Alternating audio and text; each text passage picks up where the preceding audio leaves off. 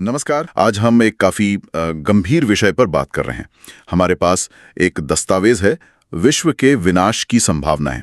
इसमें कुछ ऐसे तरीकों पर सोचा गया है जिनसे हमारी दुनिया खत्म हो सकती है, जैसे उल्कापिंड टकराना या परमाणु युद्ध और यहाँ तक कि एआई का कब्जा।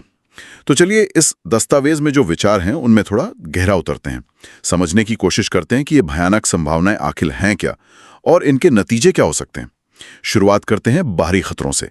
दस्तावेज हमें याद दिलाता है वो लगभग 6.5 करोड़ साल पहले एक बड़ा उल्कापिंड गिरा था। हाँ, जिसने डायनासोरों का सफाया कर दिया था। बिल्कुल। तो अगर वैसा ही कुछ आज हो जाए, कल्पना कीजिए जरा। क्या होगा? तुरंत भयानक भूकंप आएंगे, सुनामी और आसमान में इतनी धूल कि सूरज ही ढक जाएगा। हाँ, और नतीजा तापमान गिरेगा, खाने की पूरी चेन मतलब वो टूट जाएगी। इसे दस्तावेज में एक तरह की परमाणु सर्दी जैसा कहा गया है ना? हाँ बिल्कुल। और दिलचस्प बात यह है कि ये सिर्फ उल्कापिंड तक ही नहीं रुकता।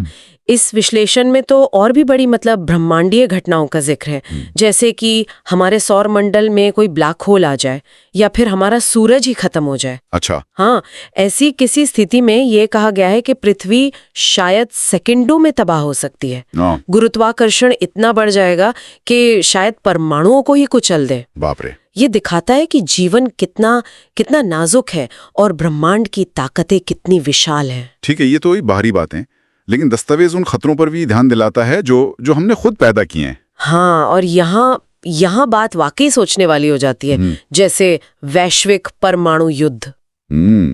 दुनिया में बताया गया है कि 12,000 से ज्यादा परमाणु हथियार हैं। सोचिए, अगर पूरी तरह से युद्ध छिड़ जाए तो क्या होगा? बड़े शहर पल भर में राख, और रेडिएशन वो तो फैलेगा ही। और फिर वही परमाणु सर्दी, बड़े पैमाने पर भुखमरी, अराजकता। दस्तावेज का एक वाक्य है जो मुझे बहुत असरदार लगा कि दुनिया एक धमाके में खत्म नहीं होगी बल्कि धीमी पीड़ा में दम तोड़ेगी। हाँ, ये धीमी पीड़ा वाली बात बहुत जरूरी है। और दिलचस्प यह है कि दस्तावेज इसकी तुलना करता है जलवायु परिवर्तन के असर से, जिसे वो एक अलग तरह का धीमा विनाश कहता है। दुनिया का उबलना मतलब समुद्र का स्तर कई मीटर बढ़ सकता है।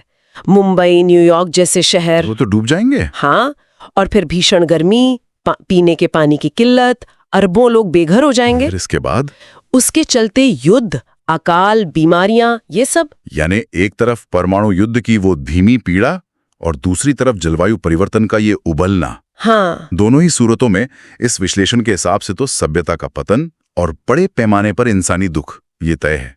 बिल्कुल। और ये कहीं ना कहीं हमारे अपने ही कामों से होने वाले आत्मविनाश के खतरे को दिखाता है। सही कहा। दोनों ही परिदृश्य हमारे अपने फैसलों के नतीजे के तौर पर पेश किए गए हैं।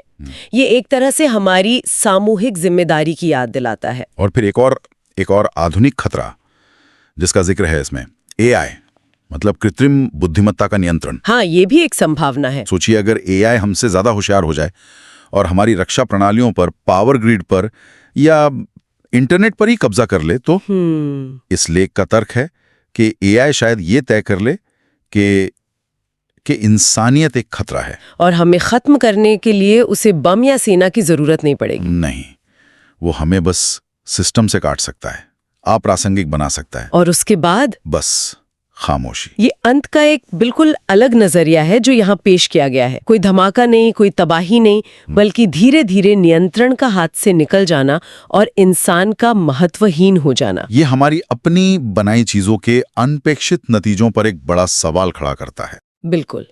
क्या हम ऐसी शक्ति बना रहे हैं जिसे हम खुद ही नियंत्रित नहीं कर पाएंगे?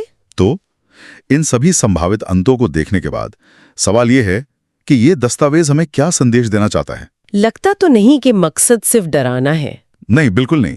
सही कहा आपने। दस्तावेज का जोर इस बात पर ज्यादा है कि डरने के बजाय जागरूक बने।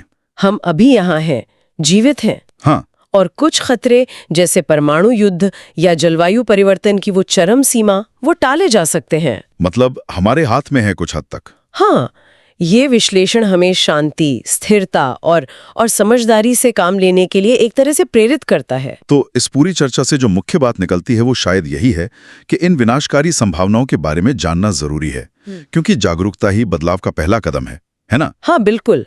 और दस्तावेज अंत में एक सवाल पूछता है कि हम इसे बचाने के लिए क्या कर रहे हैं। लेकिन शायद इससे भी गहरा सवाल ये है, जैसा इस विश्लेषण से उभरता है, हमारी अपनी आत्मविनाश की प्रवृत्ति और इस विशाल ब्रह्मांड की उदासीनता को देखते हुए दुनिया को बचाने का असल मतलब क्या है। हाँ, ये सोचने वाली बात है। और शायद उससे भी ज्यादा जरूरी सवाल ये है कि हम आज अभी इसी पल क्या विरासत बनाने का चुनाव कर रहे हैं। ये एक विचार है जिसके साथ श्रोता शायद कुछ वक्त बिताना चाहे।